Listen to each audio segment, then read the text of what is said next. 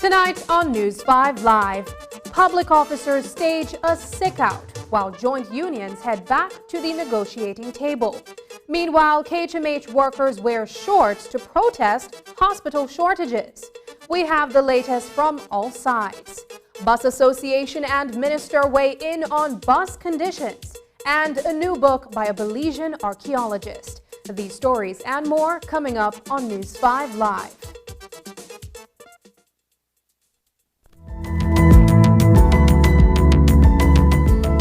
Smart introduces Real Unlimited postpaid plans, providing customers with unlimited talk, unlimited text, and unlimited data.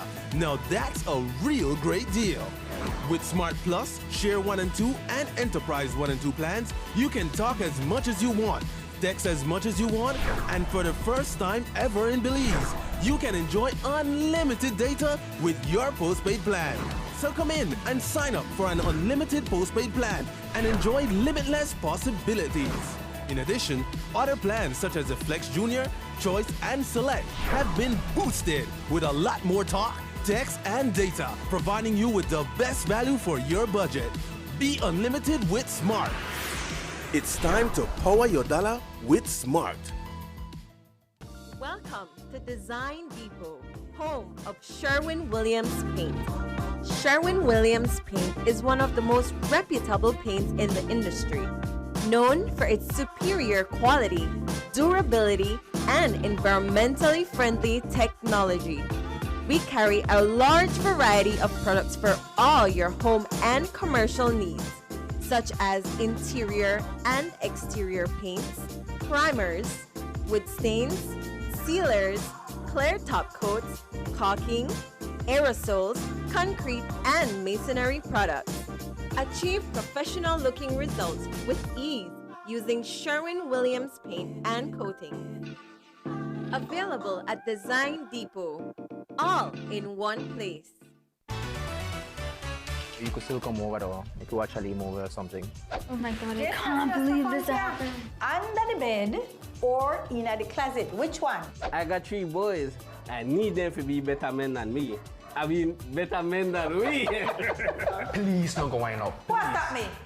Hello. Who has stopped me? Which one I want to? For We Family Season 2 begins January 26 at 8 p.m. on Channel 5 and on News 5 Live's Facebook page.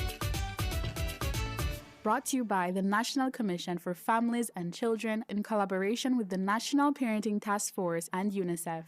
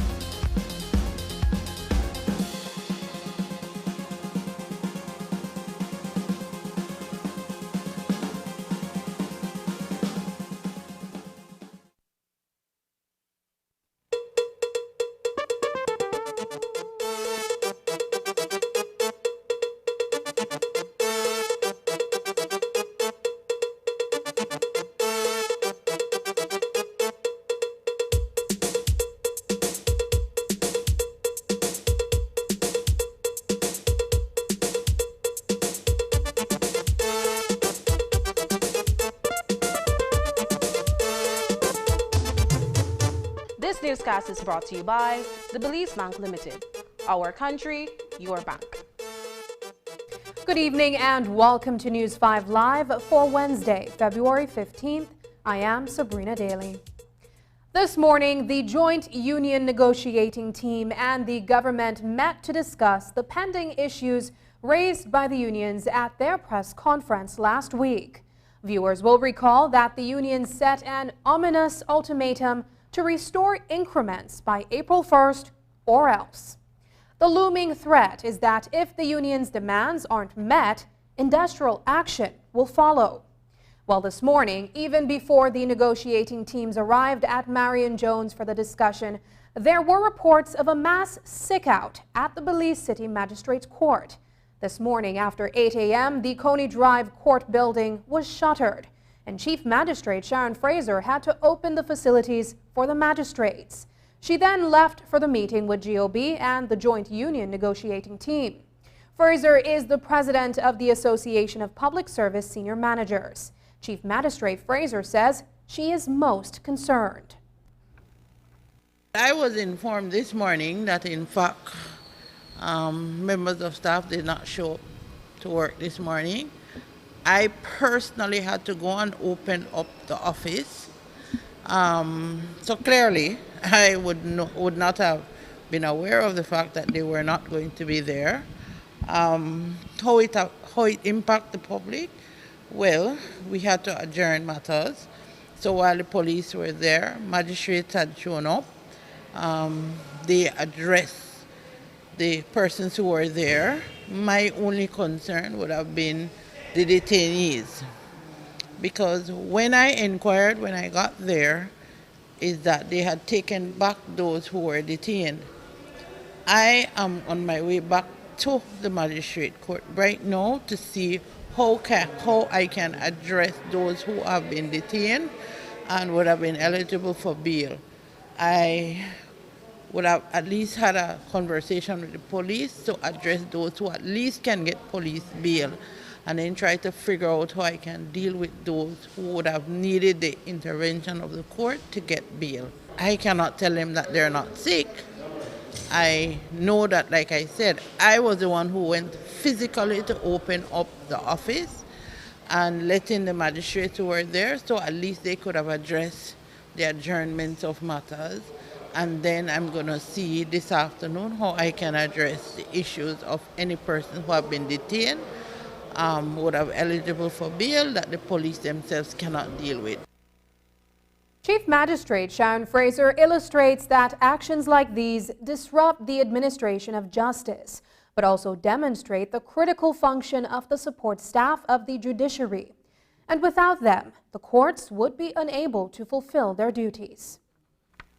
You would have had persons who would have come, maybe today they would have been told that this is the final day that they're going to come to court. We do need the support staff. People tend to take them for granted, but they're the ones who ensure that all the processes, the clerical processes are done. And without them, it's hard for any court to function.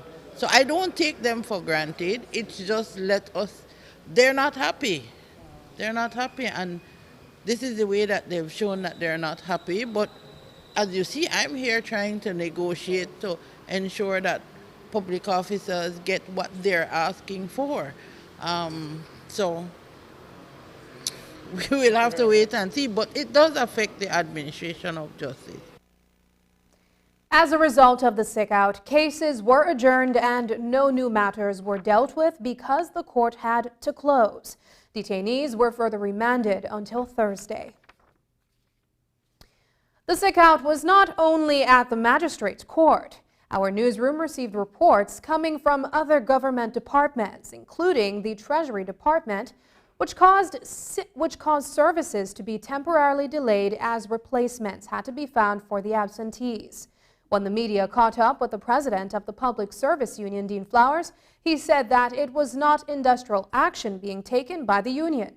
However, he believes that public officers may be suffering from mental health issues caused by the impacts of tough economic times.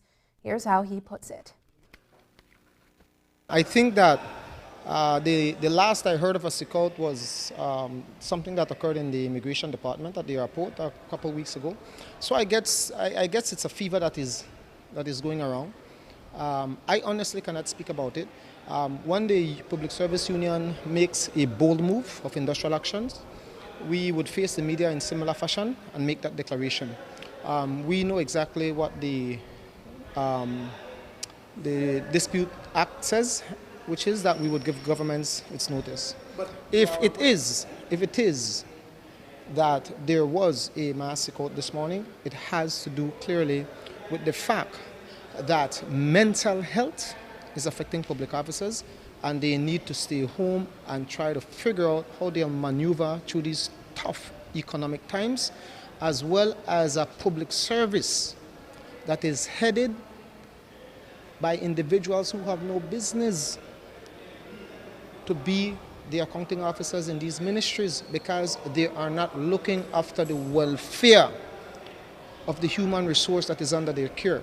Their primary responsibility is to look after the welfare of the public officers, and clearly they're not doing that.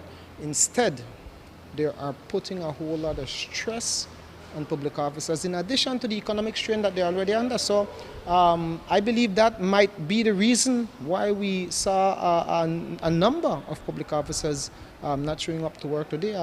We're living in difficult times.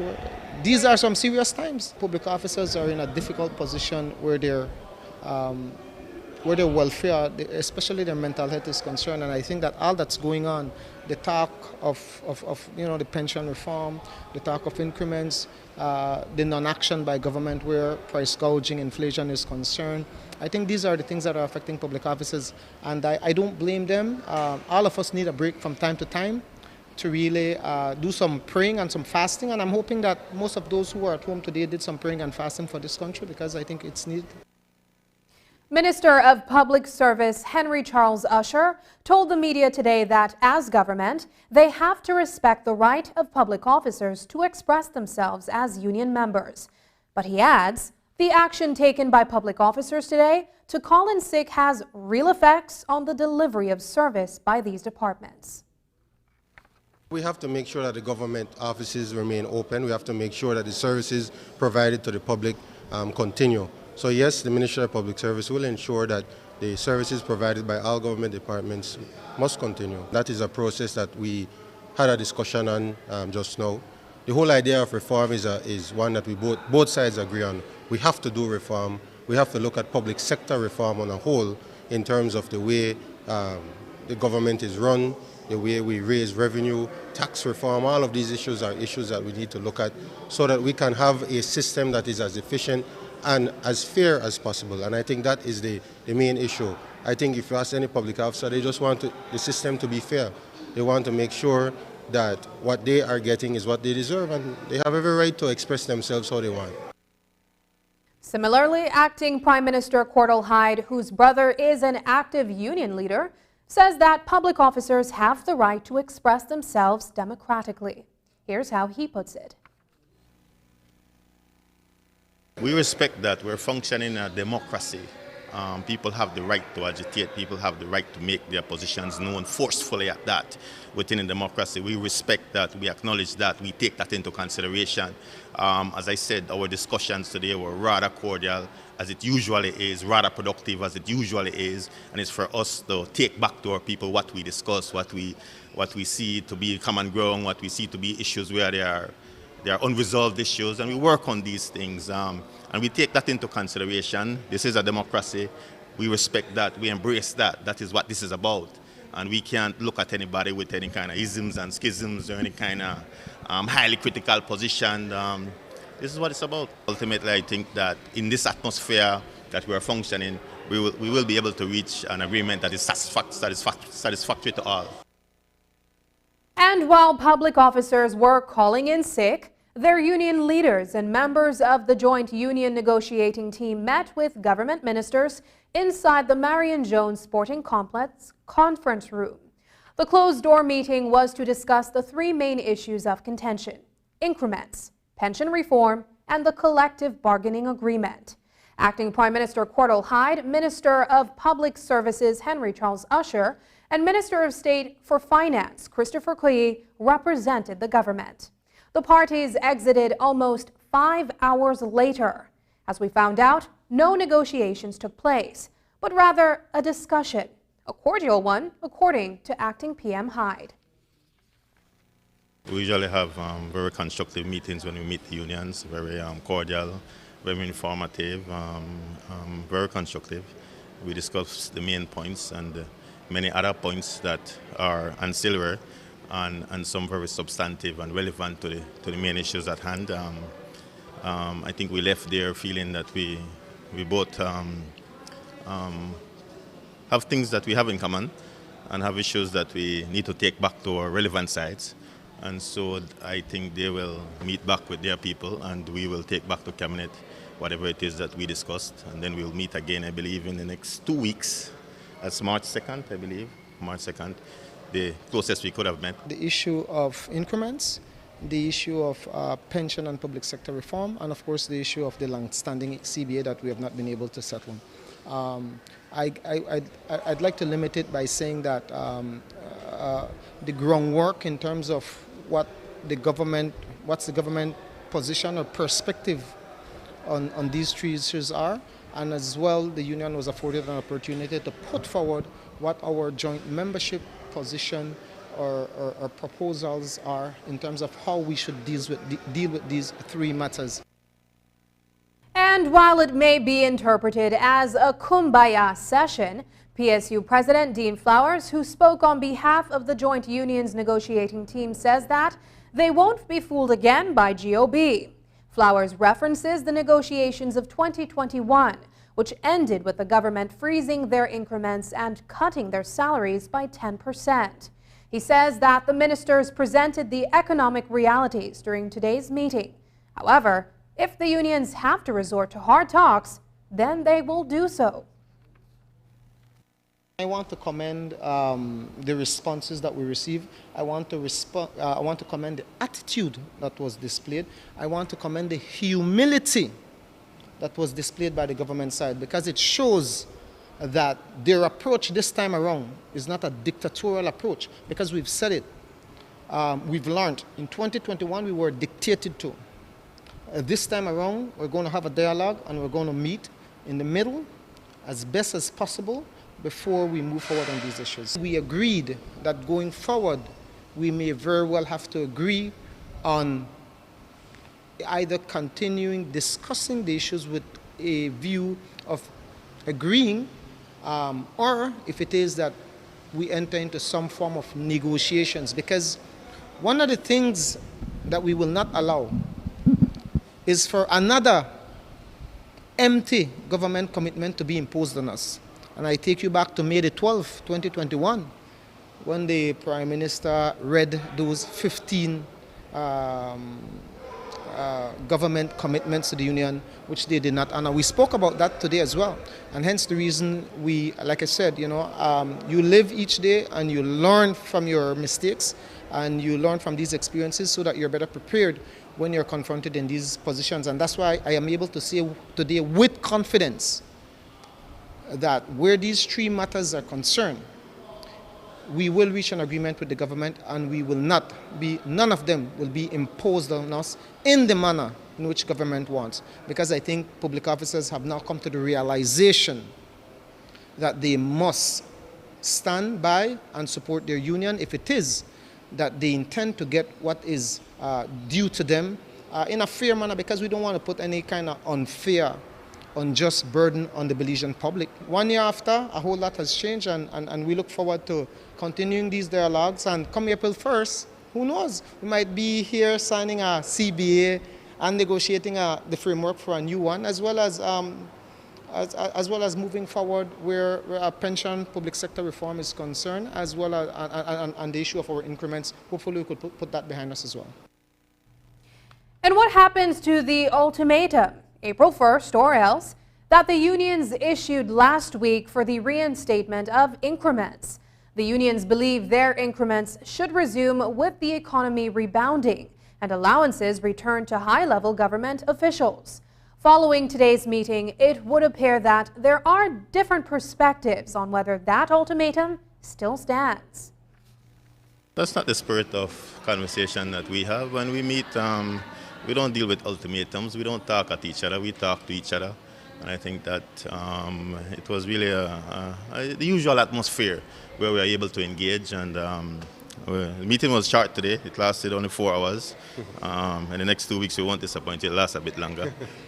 No, but that deal was thrown out there. Was it brought again in this meeting?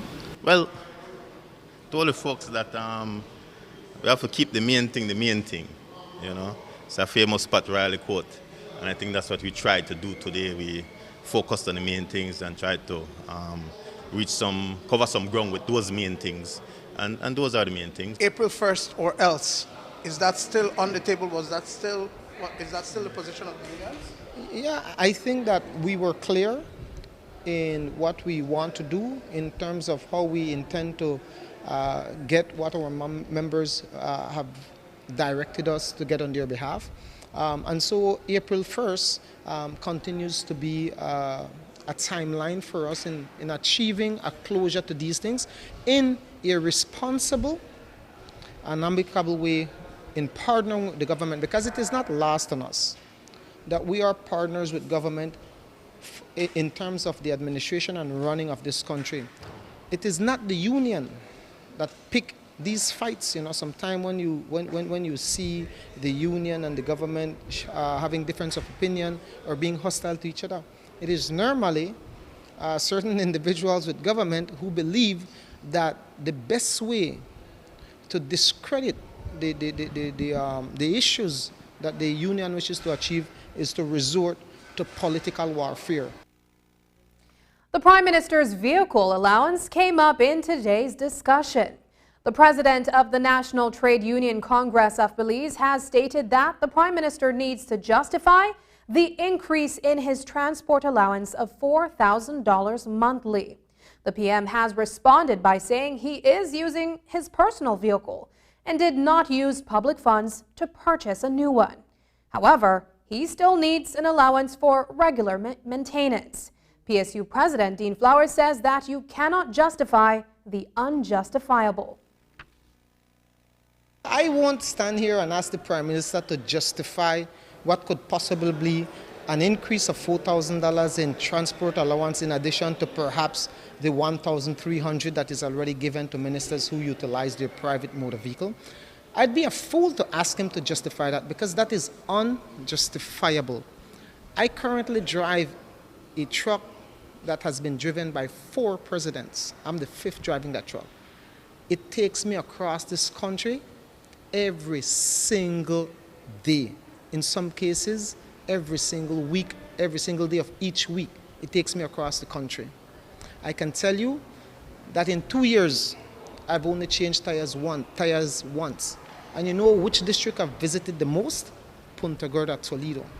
So I can tell you that it doesn't cost me 30% of what the Prime Minister is getting to maintain my vehicle. And I'm positive that I travel as much as he does. And Marisol, I don't know if it is that you're mistaken, but no, that does not include funds for his fuel. He's given a fuel card. That is pure vehicle maintenance, okay?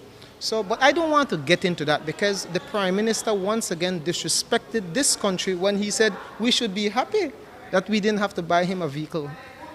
You know, so I won't beat that horse anymore. As he said, we have beat that horse till it dead. The people of Belize will judge the Prime Minister for these actions. He knows very well that he is abusing public funds. He knows very well that he's abusing his position as Prime Minister when he instructs and authorizes these type of payments to himself. But the people of Belize will remember him for that. Coming up, female minor and 21-year-old male targeted by gunman in Lords Bank Village. Find out the details when we come back.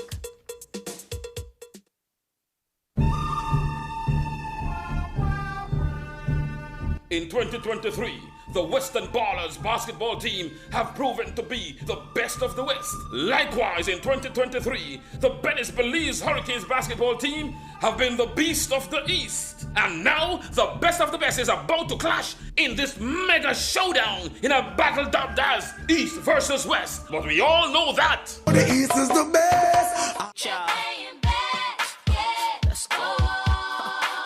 this Friday night's gonna be dynamite. The Belize Civic Center will be blazing hot when your two-time BEBL champion, Venice Belize Hurricanes, led by your Category 5 lineup of Glency Coupe Lopez, Akeem Waters, Victor Evans, Jamel Harrison, Chris Fraser, going up against Kayo's Western Ballers, who will answer with Richard Smith III and Mark Gordon. Now, the Western Ballers have been talking a lot for the past 2 weeks, and it's time for an angry Hurricane team to show.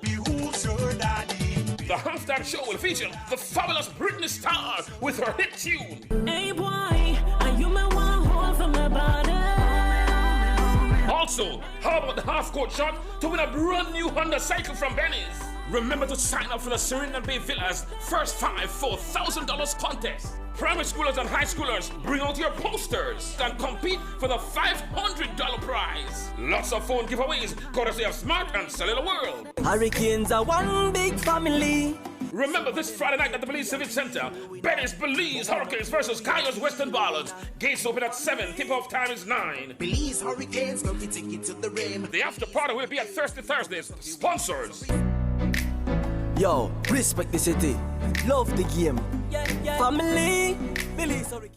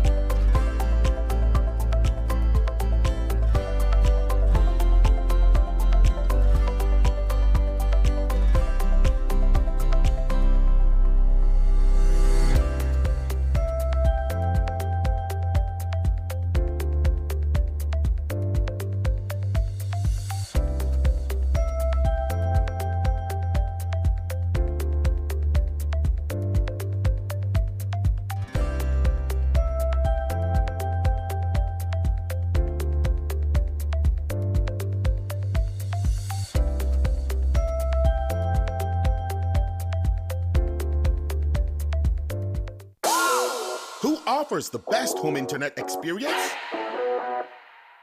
The truth is, Digi, of course. Diginet has the largest fiber network and the fastest speeds with the most reliable service. That's more learning, more earning, more gaming, more bonding, more sharing, getting more things done. And now, Diginet is even more affordable with the new entry plan, a 20 megabits per second fiber connection for just $49 monthly, and increased speeds in all plans.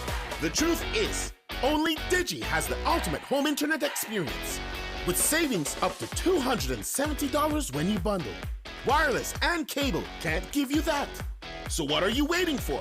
Sign up or make the switch to Diginet today to enjoy more speeds to get more done. Digi, or National Telecom.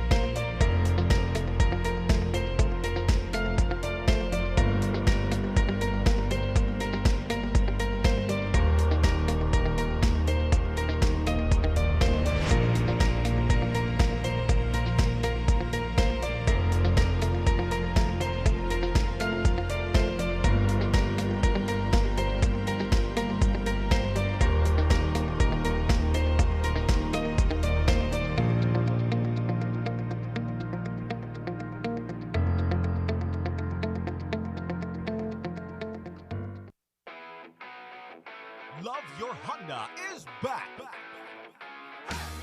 This year, we are spreading the love in 3 locations: Belize City, Cayo, and San Pedro.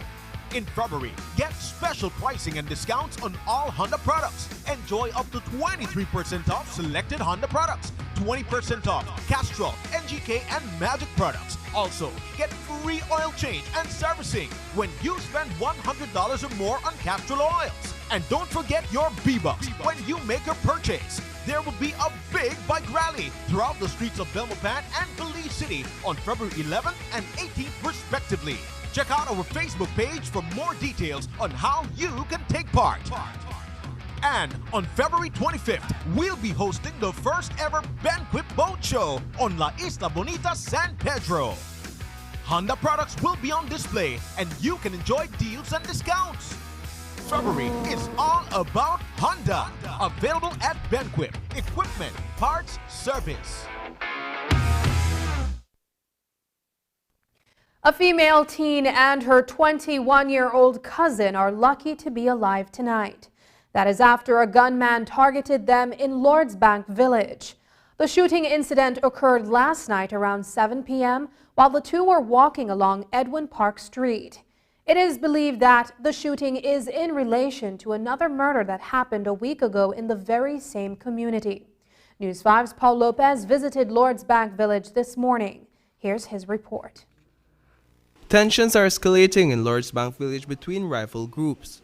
A 16-year-old minor and her 21-year-old cousin, Harrison Parks, were walking on Edwin Park Street in the village at around 7 p.m. on Tuesday night when they came under heavy gunfire. Residents in the area reported hearing up to 11 gunshots coming from inside a gray car that drove past 2 victims.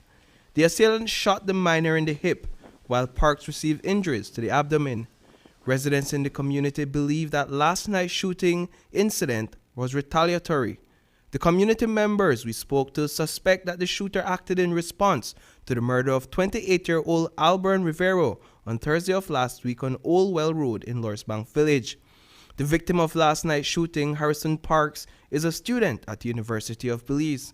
Only moments before he was shot, he had exited a bus he caught from Belize City after concluding his final class for the day. It is believed that Parks was the gunman's primary target. This morning, Edwin Park Street was teeming with police officers on the hunt for a possible suspect in last night's shooting.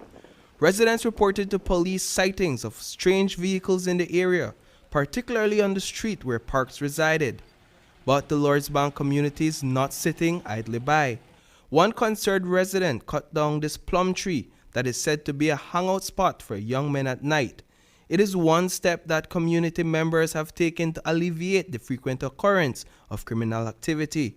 As for the condition of the 2 victims of last night's shooting, their parents informed us that they are both recovering from the traumatic incident. Reporting for News 5, I am Paul Lopez. An American family vacationing in Belize is mourning the loss of a loved one. What was supposed to be a tropical getaway for the family of 17-year-old American student Logan Pratt and her family ended in tragedy. The teenager was swimming in the ocean off the coast of Ambergris Key when she was hit by a boat, causing fatal injuries. News 5's Paul Lopez takes a closer look. An American student died in a mishap at sea while vacationing in Belize. Shortly after 3 p.m., 17-year-old Ceylon Pratt was swimming along the shores of Ambergris Creek 5 miles north of the island in the Mata Grande area when tragedy occurred. A boat belonging to Belize Pro Dive Center Limited collided with Pratt while she was swimming, fatally wounding the American teenager.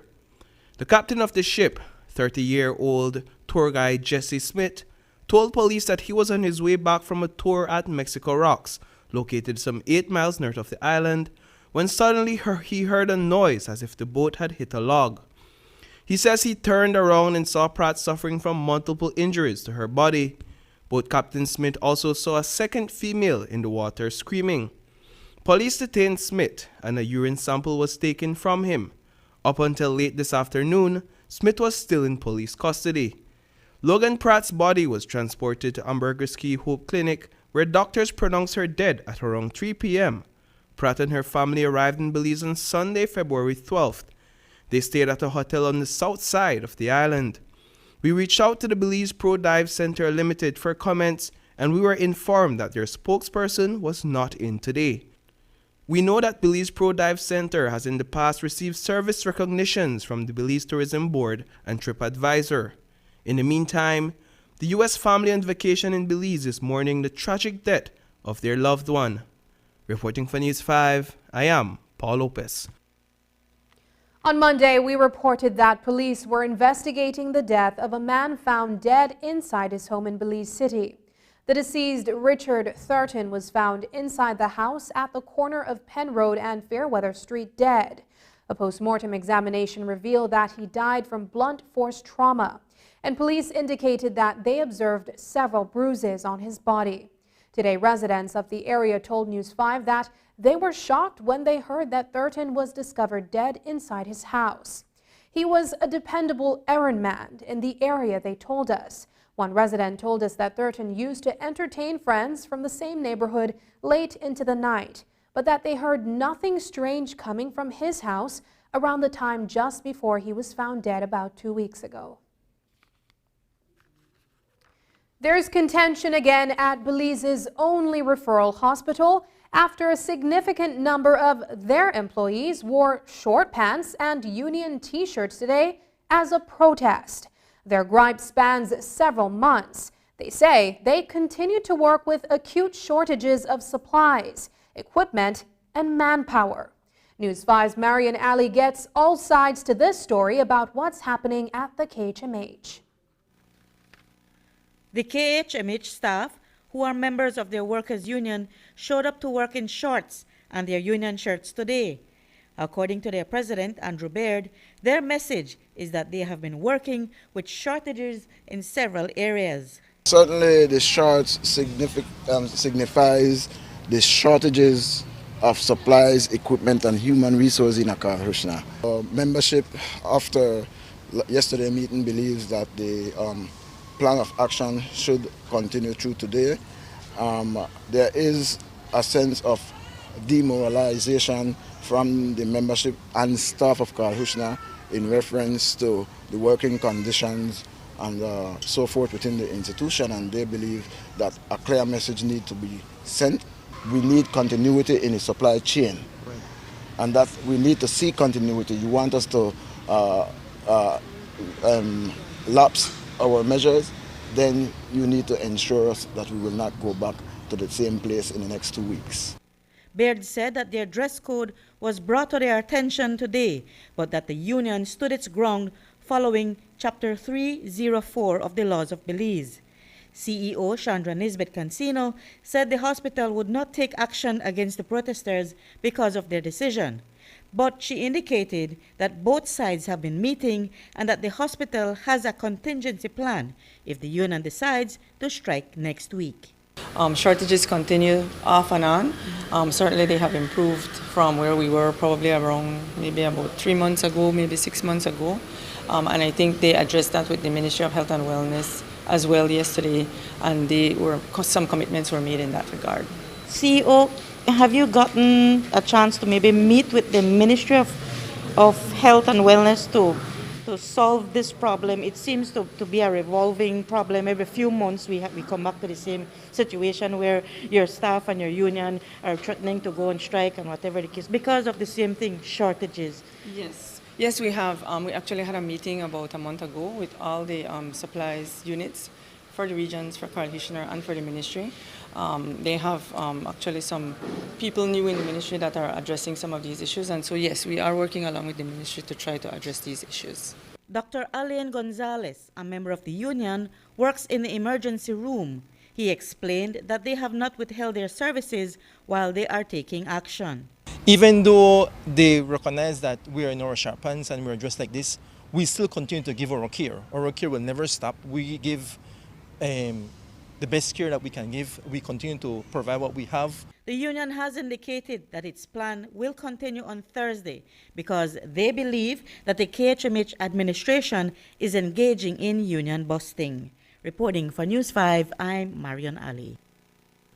We also asked CEO Cancino about the KHMH finances and the strides the hospital has made in collecting outstanding bills from patients. Continue to try to collect. We're still not where we want to be.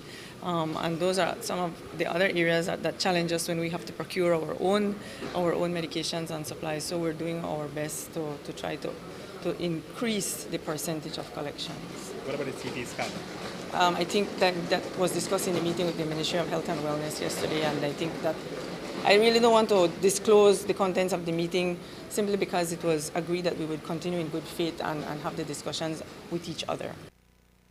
The Minister of Health and Wellness, Kevin Bernard, said that he took a team to listen to the concerns of the KHMH Workers Union. He said that they have found a way to resolve those issues. He explained to our colleagues at CTV3 in Orange Walk in Corozal earlier today that there is no collective bargaining agreement between the KHMH and the union to address some of the issues at hand. I find it a bit disappointing because I felt that we engaged them in the process to let us work together and find a solution to the concerns that they have raised. And just like everything, I think genuinely, when you really sit down and look at the situation, these are things that could be easily solved at the lower level. Some of the main points that they raised really would have been addressed if there was an existing collective bargaining agreement. So we ended with the fact that we will agree in 6 months' time, the union will bring to the management a draft collective bargaining agreement, working together with the Labour Department, working together with management and the board, to try to come with an amicable draft that both parties can really sit down and iron the things out. It relates to the other matter that they brought up in terms of shortages and quality of medications or quality of medical supplies. That was also an issue that could have easily been addressed if they had done the right processes. And it was obvious that some people prefer to have gone leak certain things to the media as opposed to do the right reporting that needs to be done. Quality assurance, they need to do a quality assurance for every item they use within this hospital setting.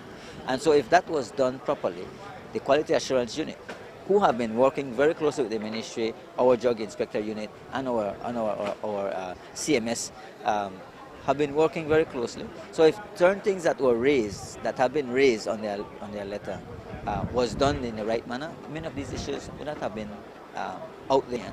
Because we're not there to fight with the union. We're trying to work along with them to see what can be, how we can solve these issues that they have been raising, and how we can together improve the service delivered to our people, and of course improve the conditions of work for the employees that they do represent. After the break, Minister of Transport explains Transport Board's decision on Ritchie's bus line. We'll tell you about that, but first, here's the weather update with data from the Belize Met Service.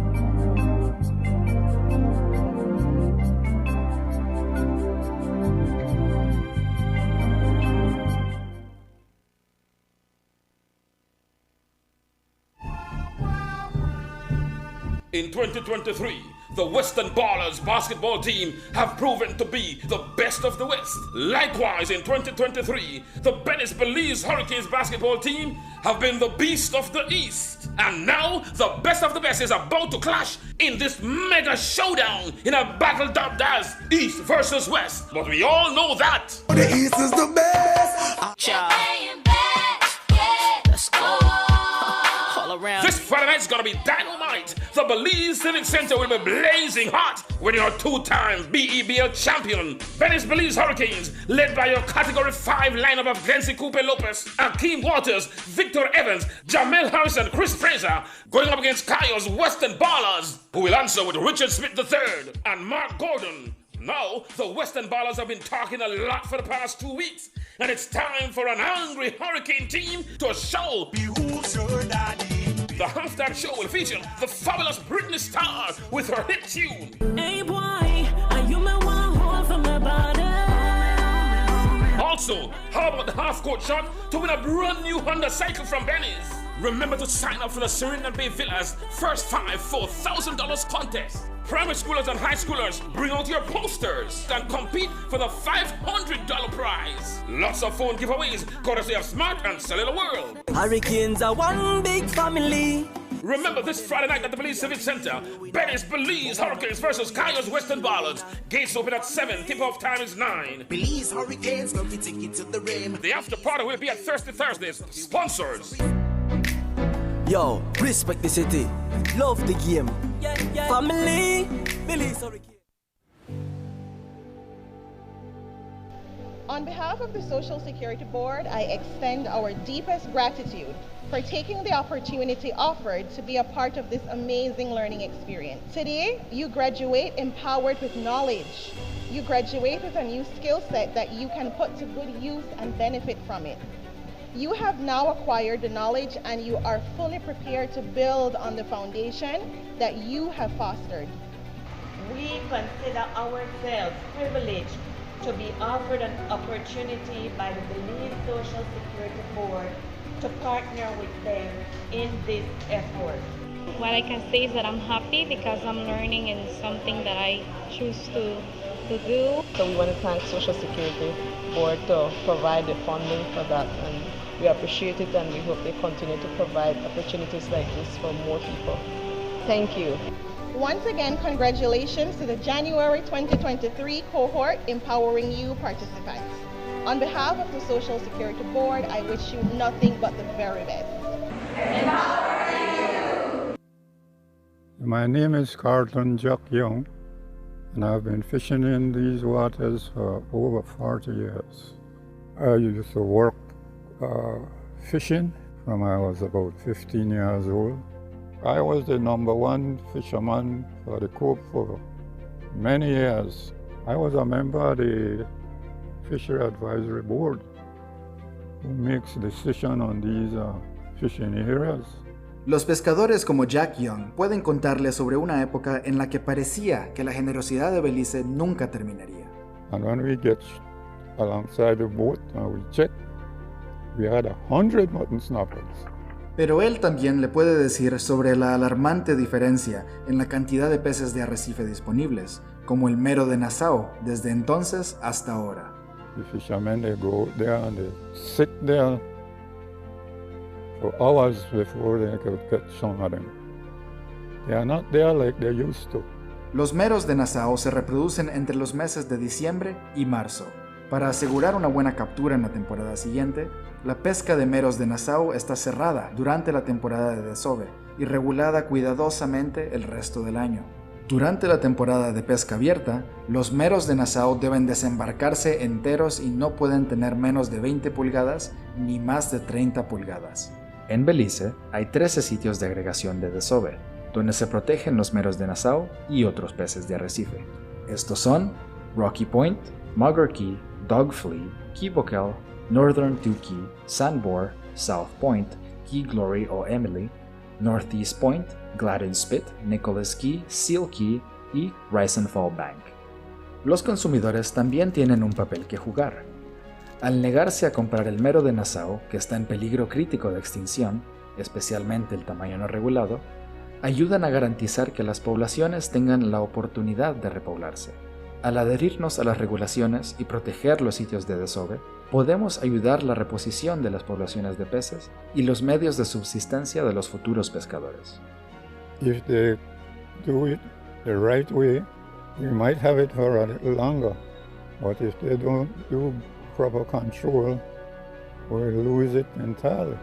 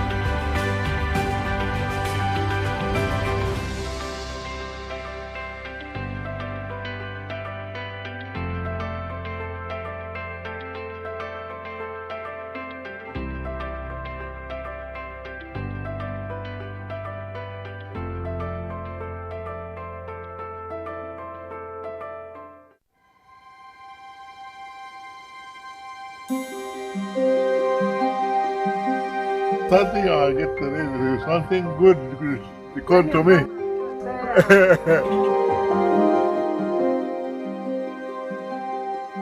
behalf of BWS, we want to acknowledge the 40 years of service that you gave the company.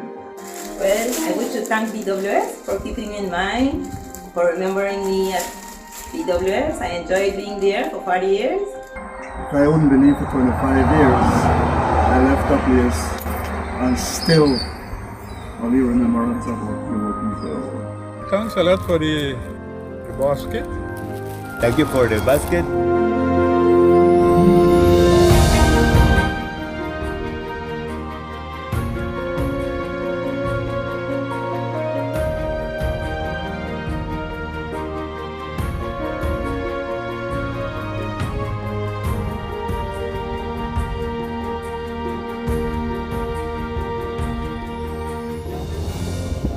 For all you did for me.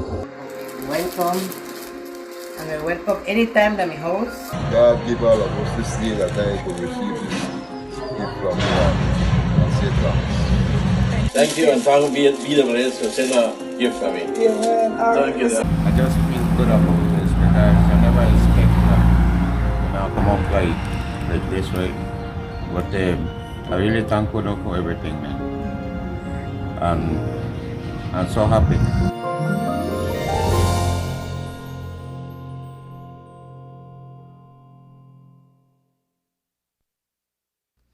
On Tuesday, News 5's Paul Lopez took us on a ride along the Belmopan route to show the passenger experience using Belize's public service transportation system. It was an essential perspective given the public debate over bus permits and runs. You may recall that Richie's bus line made headlines over last week after the Transport Board decided not to renew its road service permit. The 2-year permit recently expired, and upon applying for a renewal, the company was informed that it would not be renewed. We have received numerous confirmations from commuters, the Minister of Transport, Rodwell Ferguson, and the President of the Belize Bus Association that the company's service and buses have worsened over the years. The Transport Board's decision is part of a larger initiative by the Ministry of Transport through the IDB to completely upgrade Belize's public transport system by 2024. Richie's bus line is among the first companies in the industry to have its permit revoked. Today, the press caught up with the Minister of Transport to get his take on the board's decision.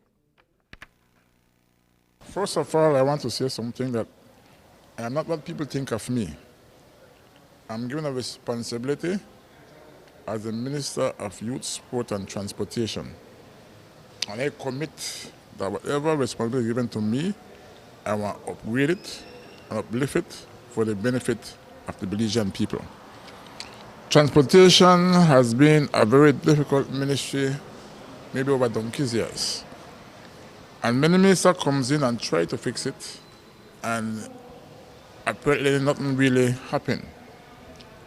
When I came in 2020, I commit to my staff, I commit to the nation that I'm going to attempt to fix the transportation industry.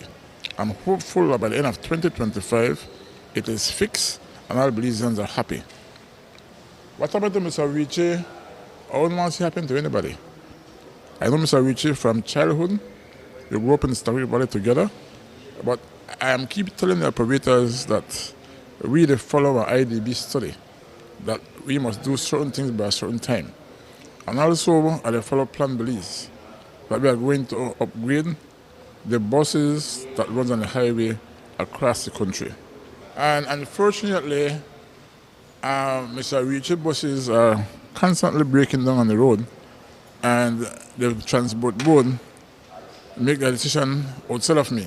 And after Mr. Richie, they warn you so many times, we may expect that at least we may say get some additional buses to meet the commuter demands. Unfortunately, it never happens. And so they make a decision and they decide what they wanted to do. I have to comply with them because I'm not the Transport Board. And while Richie's bus line is out, Floralia bus line has been given the green light to fill the gap left by Richie's absence. Floralia bus line will now operate the route from Placencia Village. Minister Ferguson praised the industry's newcomers for their service quality, while refuting claims that he has shares in the company. Minister Ferguson argues that the decision to grant Floralia Bus Line the route was based on their demonstrated quality and not on any personal financial interests. Right now, as we speak, then as you want to upgrade our fleet, the only company in the country that has buses that will suit the commuter riding quality was Floralia. And you could charge anywhere on the one thing in the world. And see whether Ferguson have any shares or any cent in Floralia, and if you get any money from them. I don't behave so. I'm here to do a job. So far, only I understand the West Line have 3 buses. I think they are 2013, and they are planning to do maybe 3 buses every 3 months. In my estimation, besides Floralia, they're the only one I see do some upgrade. And I think I see Tillit in the north have a couple coaches. I don't know exactly how much they have, but I think it's happening gradually. And I know they are talking to different sales representatives out of the country to see if they can get buses to upgrade. President of the Belize Bus Association, Thomas Shaw, sits on the transport board that approved the cancellation of Richie's permit. Shaw sits on the board as a representative for the bus operators. He told us over the phone that he sought to intervene on Richie's behalf during a recent board meeting when he learned of plans to revoke the operator's license. Notwithstanding Shaw's intervention, the decision to remove Richie's bus line from the highway was final. Shaw still thinks it is an unfair thing to do. What is actually taking place right now, yes, the consultants, they did come in, but nothing didn't go to cabinet as yet. Nothing isn't formalized in terms of the way how operators are being targeted.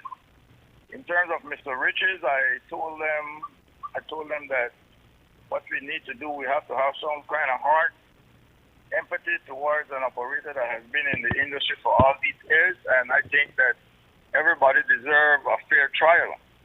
But you can't just arbitrarily come up and say, well, oh, you break down, so you have to come off of the road, because if there wasn't somebody else in place, that wouldn't have been done. So I strongly, in our meeting, I had suggested that a letter be sent to Mr. Richie, give him an ultimatum, make him come in and let him come in and let's see what he can do and what he cannot do. Get his take on it.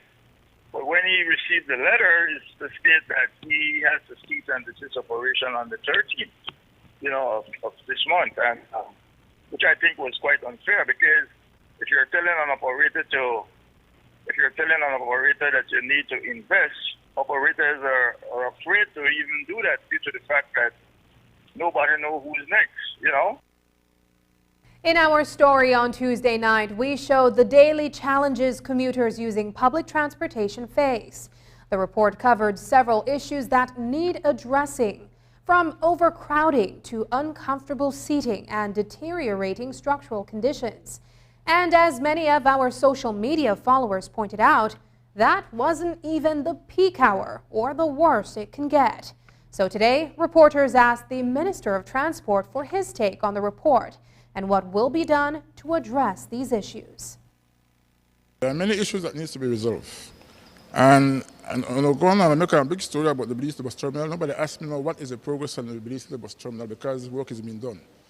So as media, we have to be very fair. All right? Comment on one-sided story, we have to hear two-sided story, we have to make sure to get one response.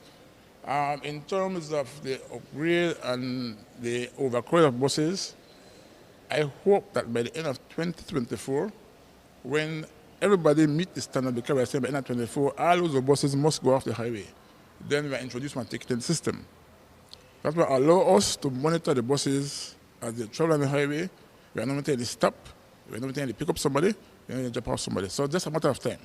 You don't have to give me 5 years. After 5 years, you do your assessment.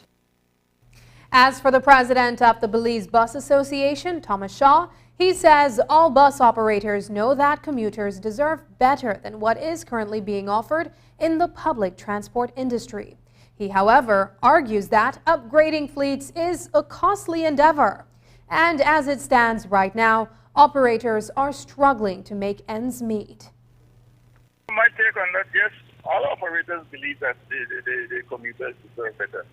But the consultants came in again and they state that there has to be a formula, whereas when the fuel goes up, this is the price. It doesn't go lower than where it's at right now, okay? And in whatever, if you want to receive, you have to give. And if you're not giving, how can you receive? A lot of people out there say they want, but are you in the position to pay for it? Interesting. Not everybody, and I think people should have choices. You can't just come and push a brand new bus out there and tell everybody that they had to ride it, because not everybody can afford to do it. Maybe you have a first class, second class, and you have a three-tier system, whereas people can choose what they want to ride. And I made note of several things, including seating space, including the fact that standees are still being taken on these express buses, the fact that some of these express buses still make stops, and that authorities, such as example police checkpoints, are not enforcing the rules, and that some of these buses, they're metal buses, but they have wooden flooring. Right. Yeah, and so I'm pointing these out as some grave concerns for Belizean commuters. One of the biggest problems, whenever we are supposed to issue a road service permit, we are supposed to go out there on the ground, do a due diligence, see if the service is needed. It's not everybody that goes in can get a road service permit. And that's one of the reasons why you find out some of the express buses pick up, because it's not needed, and when they leave point A, they only have maybe 5-10 passengers on board. So in other words, to make it up, they got to stop on the road. An opposition leader weighs in on UDP convention season.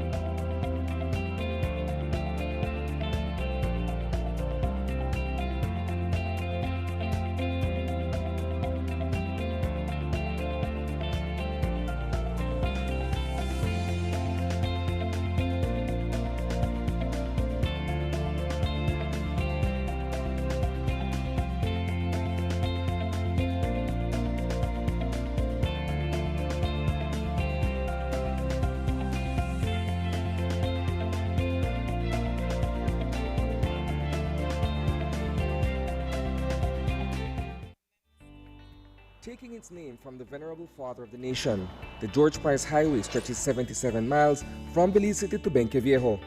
Originally built in the 1930s, this cross-country highway system is the artery that links Belize to Central America at the western border with Guatemala. That connection facilitates overland trade, supporting Belize's economic development. Winding its way across the scenic countryside, the George Price Highway from Roaring Creek to Esperanza has been fully reconstructed to meet international standards, with particular emphasis on road safety. A shorter and hassle-free commute is best enjoyed when everyone obeys the traffic laws. To reduce the number and frequency of road traffic accidents, it means that a seatbelt must be worn at all times and the speed limit observed when traveling along the highway. It also means that pedestrians must use sidewalks and crosswalks where available. Buses should only board and discharge passengers at a designated bus stop. Road safety is everyone's responsibility. It begins with you. You know the saying, desperate times call for desperate measures. What do you do when you get to a dead end? Sometimes life just doesn't go the way we planned it to go. And when you're in those seasons of life, what do you do? Where do you go? Who do you turn to? Join Sagebrush Church as we begin our series, Dead End Desperation, where we'll talk about following God in some of the hardest moments of our lives.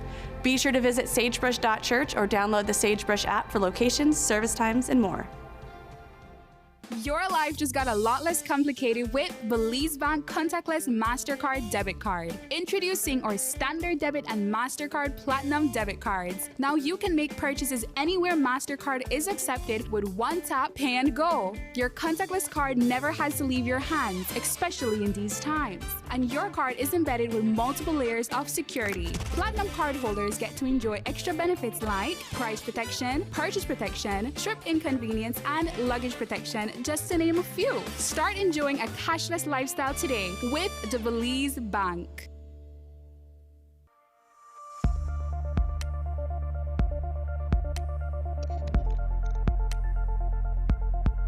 Environmentally degradable plastics, or EDP, are plastics that are affected by a combination of environmental conditions that cause the plastic to break down within an acceptable time frame. They are specifically designed to degrade into carbon dioxide, water, and other biomass substances. The level of breakdown can vary based on standard test methods appropriate to the plastic. Click on the link below to see what you can do to help end the nightmare of single-use plastics. I'm Alison Castillo, and now you know.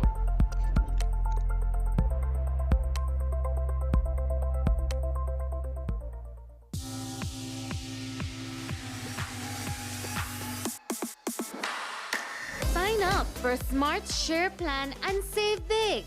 Whether you're a small entrepreneur starting up your business, a student on a limited budget, or a family trying to save, this is the plan for you. With unlimited SMS, calls, and data, we help you save. Get up to 5 lines for as low as $30 per line monthly, only with Smart. Special offer alert! Trade in your old device and active SIM and get a Samsung A04e for as low as $85, plus 50% off your Share One plan for the first 3 months. Sign up today at any Smart showroom or sales manager countrywide. Now that's love. So this month, get your business going, share more memories with friends, and be ready for the day with Smart.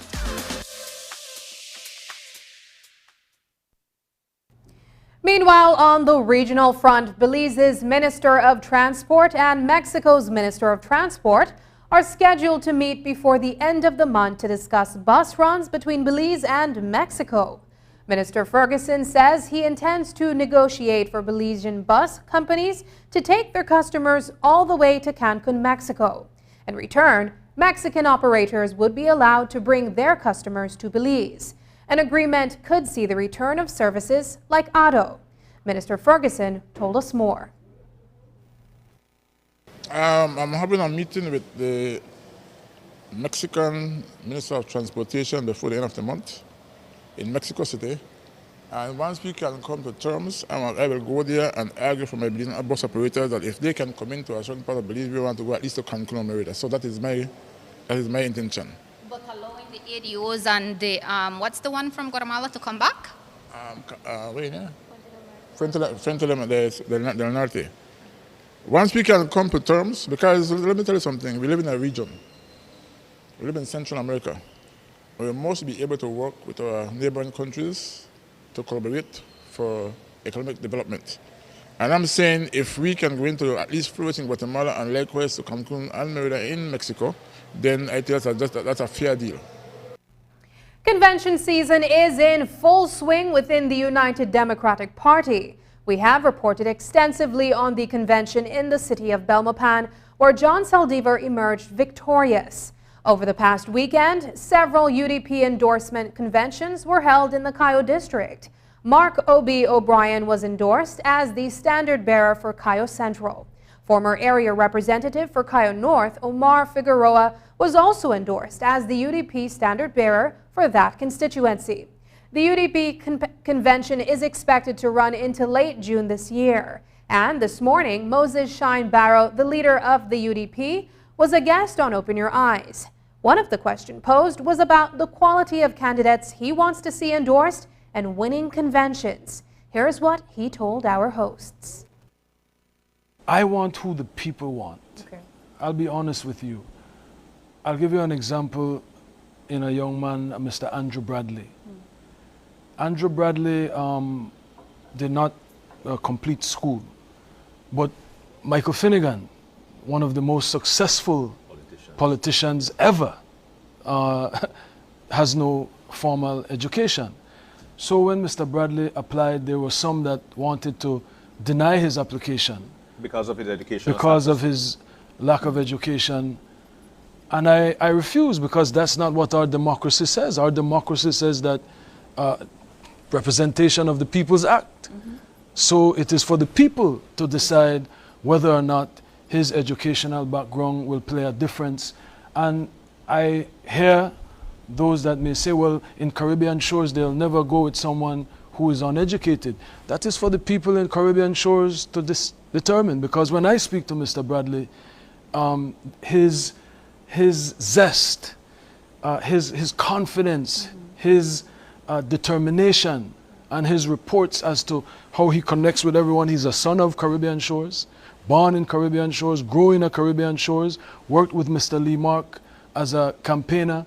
To me, that's a success story. Yeah. To me, that is the evolution. And let the people decide. So what I'm saying is, I don't believe you need a PhD. I don't believe you need to be a medical doctor. I don't believe that you need to be a business person. I believe that you need to have the interest of those in your constituency at heart. I believe that you have to have that dedication and commitment to change Belize for the better, starting with your constituents. And that is the prerequisite for me. The rest is up for the people to decide, because I want what the people want. Just as in Belmopan, once the people decided what they want, well, that's what I want. Yeah. The opening ceremony of the 44th CARICOM Heads of Government is underway tonight in Nassau, Bahamas. Belize's Prime Minister John Briceño is in attendance. From Wednesday to Friday, the CARICOM leaders will discuss various matters of concern and issues regarding the CARICOM single market and economy, climate change, climate finance, and agriculture and food security, regional security, and health. Here's the Secretary General of CARICOM, Dr. Carla Barnett, a few moments ago at tonight's opening ceremony. Our member states and the global community of nations continue to face many challenges. Many of our economies began to rebound from COVID-induced contractions, only to be affected by sharp inflation and shipping bottlenecks. COVID-19 continued to hover, and the conflict in Ukraine carried on. Our member states again faced the continued onslaught of climate change, with the destruction caused by storms, rain events, and drought.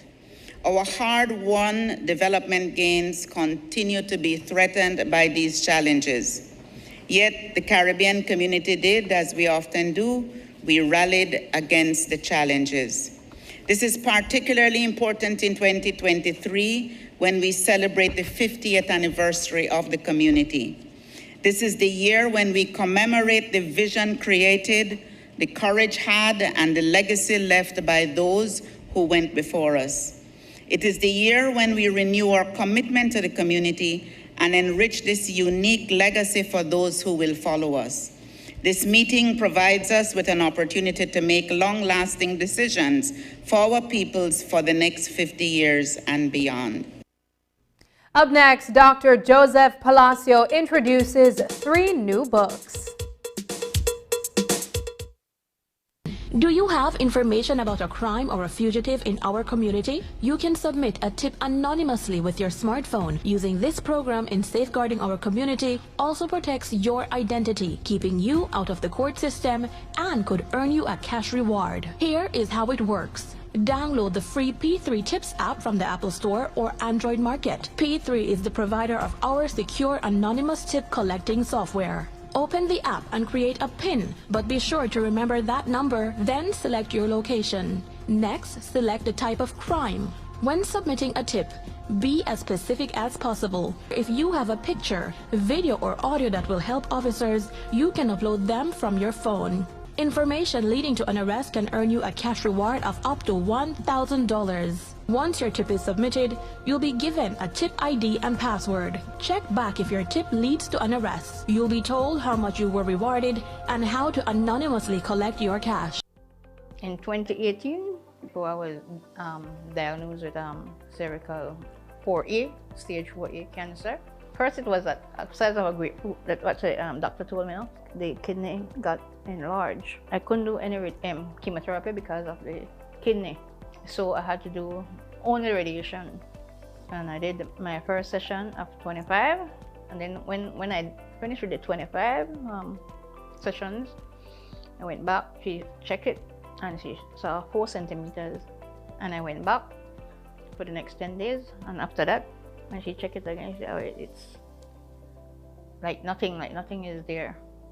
It wasn't painful, but it's a machine that you go under, and they have like a big, like a circular, and that goes 5 times. It'll take 5 minutes. 5 minutes to do the radiation, 1 session. Then you go back the next morning, another session. Well, I personally will highly recommend Galenia Hospital because of its good services, friendly staff, the doctors, very caring. Well, I just want to thank them for everything that they have done for me, you know, the staff and the doctor, especially Dr. Jamie, because she was my doctor for the radiation. No?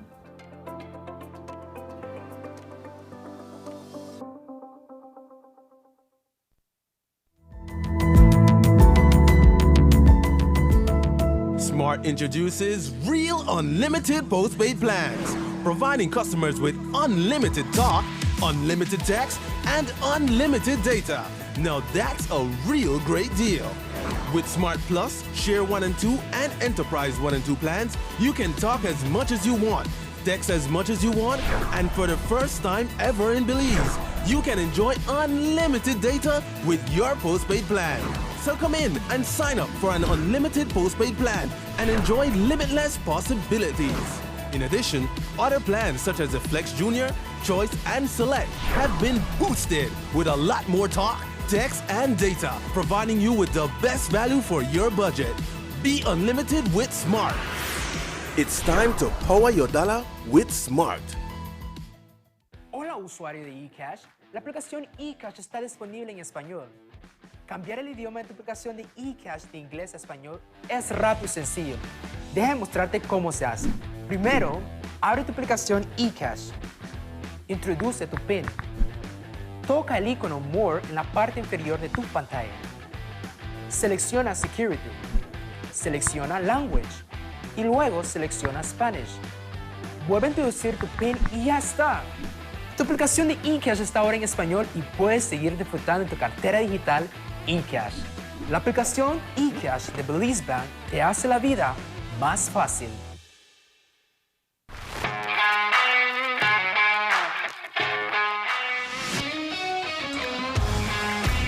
Messi! Off goal! What a goal from Leo Messi! What an incredible strike from Leo Messi!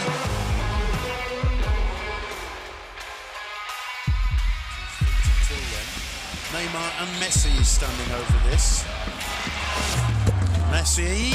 Off goal! What a goal from Leo Great entertainment stays with you, and we bring you great entertainment. Next Gen, the ultimate digital experience.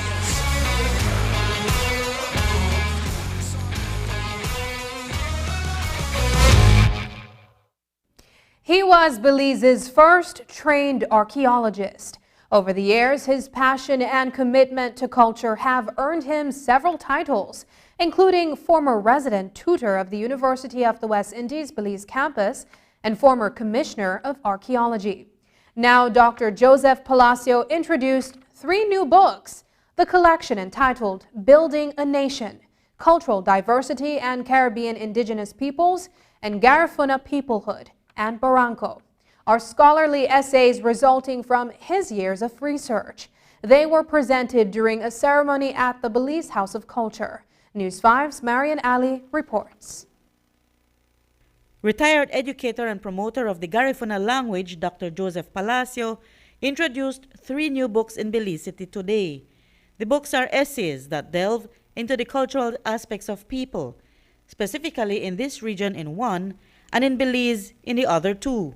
Dr. Palacio's daughter, Araini Palacio Morgan, shared a bit of her dad's early life that helped to shape the retired professor we appreciate today.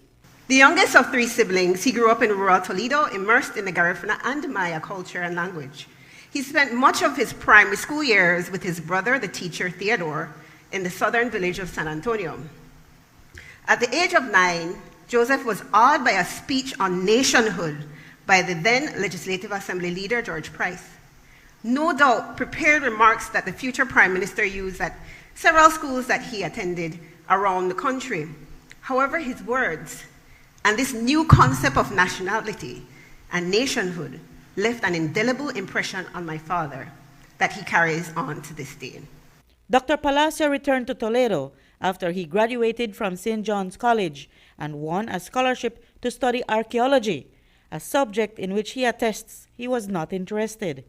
But his studies would mark the start of an interesting career. He became Belize's first trained archaeologist for quite a few years. During that time, he was instrumental in establishing the archaeological department. Minister of Education and Culture, Francis Fonseca, paid tribute to Dr. Palacio's contributions to Belize. The common thread of Dr. Palacio's work is a consistent and passionate commitment to Belize's national development. This passion and commitment is reflected in his numerous essays on archaeology and social anthropology. His research and writings range from topics on food and social relations in a Garifuna village to socio-economic integration of Central American immigrants in Belize, to Garifuna continuity in land, barranco, settlement, and land use. And one of my favorite essays, The Garifuna, a Nation Across Borders. But while many Belizeans have these books of essays to enjoy, for the retired professor's family, taking holiday trips with him was never an ordinary occasion. His son, Dr. Vincent Palacio, who heads the University of Belize, told News 5 that those trips away always included a bit of work. When they were excavated, the entire family, we would go on Saturdays. So, when we were in California, the family was there. So it's always everybody there. When he did some field work in Barranco, he moved there, the family was there. So a lot of his work was done with the support of the family. Reporting for News 5, I'm Marian Ali. The books are available on Amazon and will be available shortly at the Image Factory in Belize City. And that's the news. Tonight's broadcast is available at channel5belize.com, on our Facebook and on YouTube. I'm Sabrina Daly. Thanks for joining us, and from all of us here at News 5, good night.